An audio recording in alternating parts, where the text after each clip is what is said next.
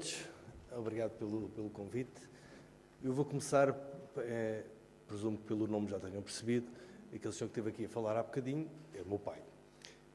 E eu comecei, quando comecei a minha carreira como arquiteto, ia trabalhar como arquiteto, ainda com 17 anos em ateliês de arquitetura, já trazia uma aprendizagem e vou contar aqui só uma breve história que vos vão perceber a razão que me fez procurar terem atenção a todos estes problemas. Quando eu tinha aí 14 ou 15 anos, o meu pai, que sempre, nunca foi, portanto, a limitação física que tinha, nunca foi uma limitação para rigorosamente nada, na altura, porque jogava a bola connosco, andava de bicicleta connosco, portanto, não víamos isso como uma limitação, mas quando eu tinha aí 14 ou 15 anos, partiu o pulso e não pôde andar durante alguns meses. E nessa altura, nós que até achávamos que vivíamos num prédio que tinha uma rampa para aceder ao patamar de entrada no edifício, uma rampa grande, uma rampa enorme, afinal aquela rampa não era acessível, porque era inclinada e era muito comprida. E nessa altura não havia telemóveis e o meu pai, para poder chegar a casa, eu tinha de estar em casa, porque eu era o único, na altura com 14 ou 15 anos, que tinha força suficiente para empurrar, porque nem a minha mãe, nem o meu irmão tinham força para subir. E não havia telemóveis, portanto, aquilo era uma questão de ver a que horas é que eu chegava da escola para poder chegar a casa. Isto era uma limitação brutal. Portanto, o meu pai dependia de mim, na altura, para entrar em casa. Como é óbvio, quando comecei a minha carreira profissional, também ainda não havia o Decreto-Lei 163, que é de 2006, e, portanto, havia poucas regras que se aplicavam na elaboração de projetos, quer de arquitetura, quer de espaço público, que fossem, ou que promovessem a inclusão e promovessem a acessibilidade. Mas essa sempre foi uma preocupação que eu tive. E essa preocupação eu procurei, ao longo destes 27 anos, transmitir a quem trabalhava comigo, aos vários arquitetos, às dezenas e dezenas de arquitetos que trabalharam comigo ao longo destes anos, porque eles próprios não percebiam. Nós não somos, nem na Faculdade de Arquitetura, nem na escola, nem em lado nenhum, se nunca tivermos ninguém próximo que tivesse alguma limitação física, não temos a mais pequena... Quem não tem isso não tem a mais pequena noção das dificuldades que tem, que as pessoas têm para subir 3 centímetros ou 4 centímetros sozinhas. E quando um arquiteto no meu escritório estava a fazer um projeto e era preciso garantir a acessibilidade ao edifício, eu dizia, então faz aqui uma rampa, aqui é a entrada principal, a rampa entra lá por trás, por uma porta das traseiras. Eu disse, tu és estúpido, porque isso é tudo menos inclusão. Porque carga de água é que uma pessoa, só porque tem alguma dificuldade de mobilidade, tem que entrar pela porta das traseiras e não pode entrar junto com as outras pessoas todas, como isso é discriminação. Isto é muito difícil, é preciso muito trabalho, é preciso, como dizia o Pedro, políticas, é preciso ter coragem, é preciso tomar decisões e é preciso formar as pessoas e começa, eu acho, muito sinceramente, começa pelos arquitetos, começa por quem planeia os edifícios, quem planeia o espaço público, porque se esses tiverem essa preocupação, as obras deverão ser executadas, seja no espaço público, seja nos edifícios, em conformidade com os projetos, tudo funciona e as coisas vão melhorando. Obviamente que uma cidade como Lisboa, que tem 1000 anos, ou quase, eu não sei exatamente, mas para aí caminha, é fruto do que foi sendo construído ao longo de séculos. Portanto, não se pode querer mudar tudo de um dia para o outro, é impossível mudar tudo de um dia para o outro. Mas também não podemos deixar para amanhã, temos que começar a fazer, é como dizia o Pedro, as coisas têm que avançar.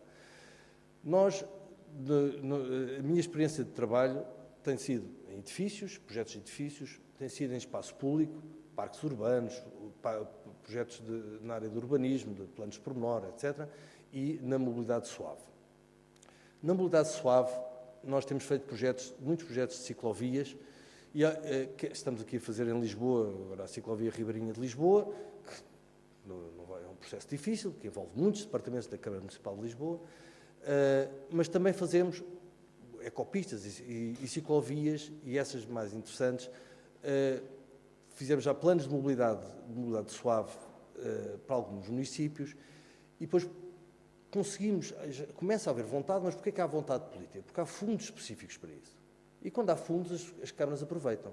E, portanto, havendo uma decisão supra de atribuir fundos para esses fins, acaba-se por aproveitar esses fundos e resolvemos alguns problemas. Porque muitos municípios o que procuram com as ciclovias é garantir a acessibilidade de bicicleta entre áreas urbanas dispersas. Porque aqui em Lisboa estamos dentro de uma cidade, temos o espaço público mais ou menos contínuo, mas fora de Lisboa, noutras cidades, as coisas são mais dispersas.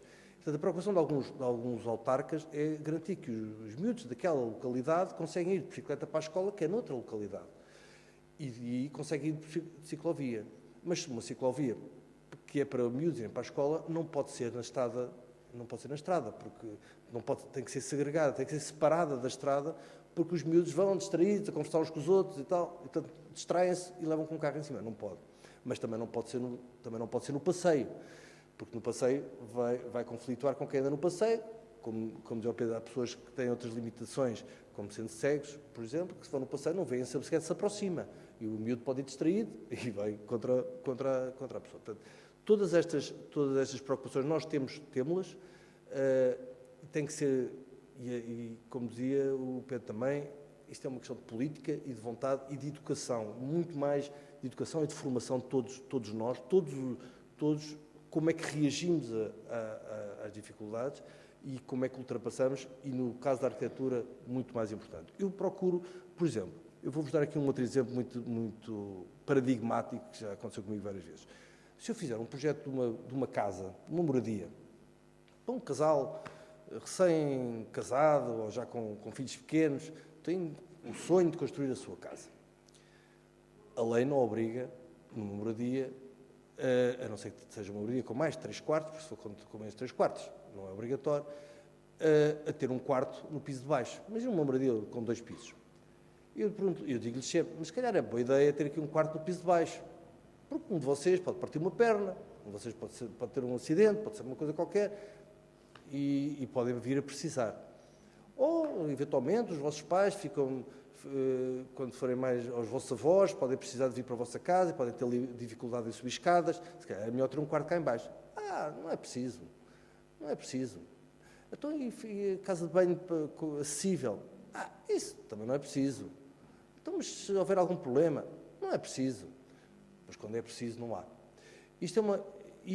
A lei, eu sei que está em revisão, espero que avance mais, porque eu só consigo convencer muitos clientes quando digo, não, é obrigatório. Se eu disser que é obrigatório, porque não projeto, ou não assino o termo de responsabilidade, como há agora projetos que já não é preciso ser licenciados, ou as câmaras municipais não aprovam, é que eles percebem que tem mesmo que ser. Porque senão não avançam, as coisas não mudam. Noutra área, nós temos procurado também trabalhar na área da inclusão, e aí, respondendo à pergunta se o território é inclusivo, eu dou a mesma resposta, ainda não é inclusivo, mas eu acho que estamos nos últimos anos, avançou-se muito mais do que nos anos anteriores. E, portanto, acho que vamos no bom caminho, mas não podemos baixar os braços. Na área da inclusão também social, que o território também tem que ser inclusivo do ponto de vista social, devemos ser capazes de... Nós temos feito vários projetos de habitação, antiga habitação social, são custos controlados, e todos esses projetos, muitas vezes, são complexos habitacionais, não são só um edifício. Muitas vezes acabamos por fazer vários edifícios e que eles próprios determinam ou configuram depois o espaço público que está à volta e a ligação com o espaço público que o rodeia, e é sempre difícil conseguir arranjar verbas ou que haja verbas suficientes para conseguir garantir um espaço público de qualidade. Porque as verbas existem, ou há fundo e há apoios para a habitação com os controlados, mas que se limitam à construção dos edifícios. Depois a parte do espaço público já não é financiado. E, portanto, o espaço público acaba por ser o mínimo, cumpre-se os mínimos olímpicos em alguns casos, mas que depois não dão a resposta que é necessária. A resposta, porque a inclusão tem tudo a ver com criar, como o Pedro também referiu há bocadinho, espaços que são seguros. Há aliás, uma teoria,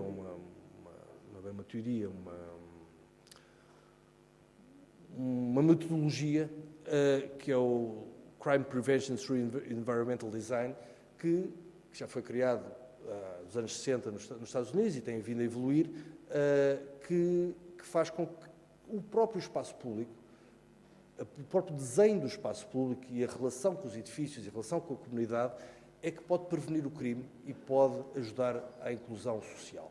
Porque se o mesmo espaço tiver permitir que durante a manhã as pessoas mais idosas estejam à vontade para ir lá beber um café, conversar entre os amigos, depois à tarde os miúdos vêm da escola, podem ir jogar à bola, e depois à noite os miúdos mais crescidos possam estar no convívio.